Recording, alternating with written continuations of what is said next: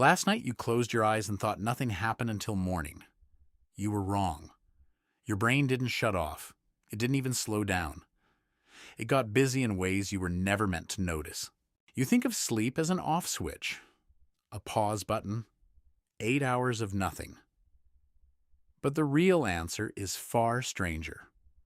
While you lay there motionless, your brain was rewriting itself, deleting memories on purpose, and running electrical storms through your skull that look almost identical to being awake. You just weren't invited to watch. Here's the first lie.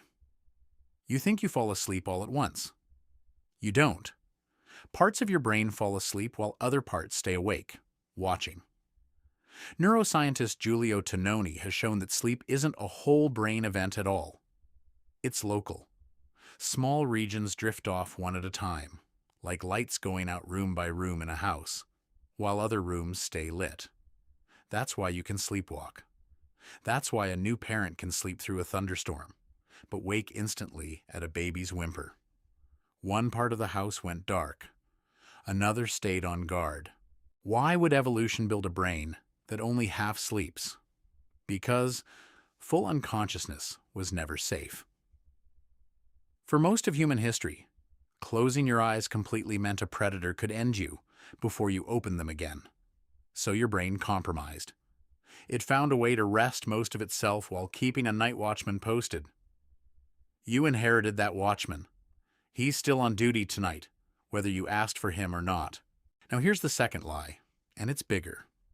You think dreams are random, leftover static from a tired mind. They're not. Matthew Walker, a sleep scientist who has spent decades studying this, found that dreaming sleep is when your brain does its most important editing work. It takes the raw, painful footage of your day and strips out the emotional charge while keeping the memory intact. You wake up remembering what happened. You just don't feel it as sharply anymore. That's not an accident. That's surgery. Think about the last time something humiliating happened to you. A month later, you can recall it clearly, but it doesn't burn the same way.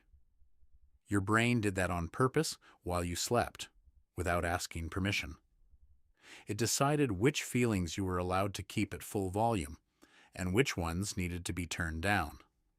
Who gave it that authority? Nobody. It just took it, every single night, since before you could speak. And this is where it gets stranger. You assume your brain shows you dreams because it has something to tell you. A hidden message. A warning.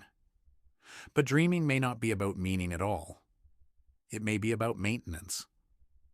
During deep sleep, your brain triggers waves of cerebrospinal fluid that physically wash through the space between your neurons, flushing out metabolic waste that built up while you were thinking, working, worrying. Researcher Maiken Nedergaard identified this system and gave it a name, the glymphatic system. Your brain, quite literally, hoses itself down at night. The dreams you remember might just be static from a building being power washed. So, why do you wake up and swear the dream meant something? Because you're a storytelling animal, and a storytelling animal can't leave chaos unexplained. Give you random noise, and you'll build a plot out of it before your eyes are even fully open. That instinct kept your ancestors alive. A rustle in the grass wasn't nothing. It was a story, and the story was usually predator. The ones who assumed meaning survived. The ones who shrugged it off didn't get to pass that shrug along. You are descended from the anxious pattern finders, not the calm skeptics. Here's the third lie, and it's the one you'll feel personally. You think you need less sleep than you actually do. Almost everyone does. Your brain is remarkably good at hiding sleep debt from you. It doesn't send you a bill every morning. It lets the debt compound quietly, shaving small percentages off your memory, your judgment, your reaction time, while telling you that you feel basically fine. You don't notice the decline because the part of your brain that would notice is the same part running at reduced capacity. The one instrument capable of measuring the damage is the one being damaged. Ask yourself something. When was the last time you woke up without an alarm, felt fully rested, and had no idea what time it was? If you can't remember, you've been in debt for longer than you think, and your brain has been quietly compensating, borrowing performance from tomorrow to pay for today. Now layer in the fourth lie. You think staying up late is a modern habit, a phone in bed problem, a Netflix problem. It's older than that. Your ancestors didn't sleep in one solid block either.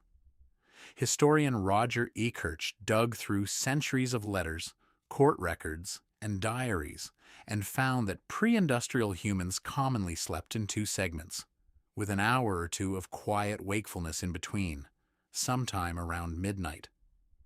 People used that window to pray, talk, have sex, or just lie in the dark thinking. Nobody panicked about it. It was simply how a long, dark night got divided.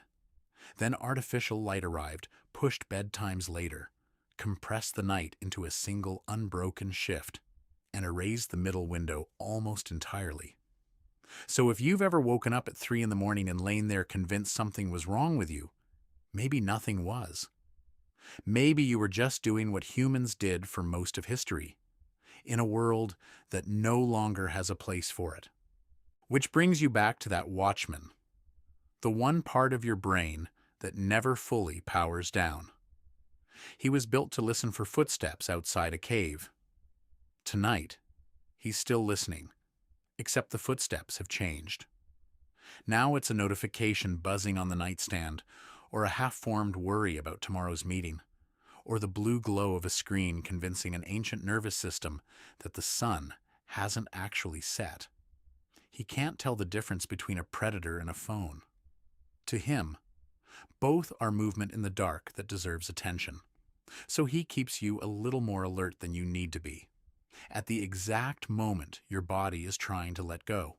That's the twist underneath everything. Sleep isn't broken because you're doing something wrong. Sleep is a negotiation between a body built for firelight and silence, and a world built for glowing rectangles and constant contact. Your brain hasn't failed to adapt. It's adapting exactly as designed, to a threat pattern that no longer exists, in a bedroom that looks nothing like the one it evolved for. So tonight, when you turn off the lights and lie there certain that nothing is happening, remember what's actually going on above your neck. Regions of your brain will fall asleep at different speeds, one room at a time, while a watchman stays lit. Your dreams will edit the sharpest edges off your worst memories, whether you consent or not. Fluid will move through your skull, physically rinsing away the residue of everything you thought about today. And somewhere close to the middle of the night, for a few quiet minutes, your ancestors would have simply been awake, thinking, in the dark, exactly like you sometimes are. You didn't imagine that stillness. You inherited it. So the next time you close your eyes and think nothing happened until morning, you'll know better. Something always happens. You just weren't invited to watch.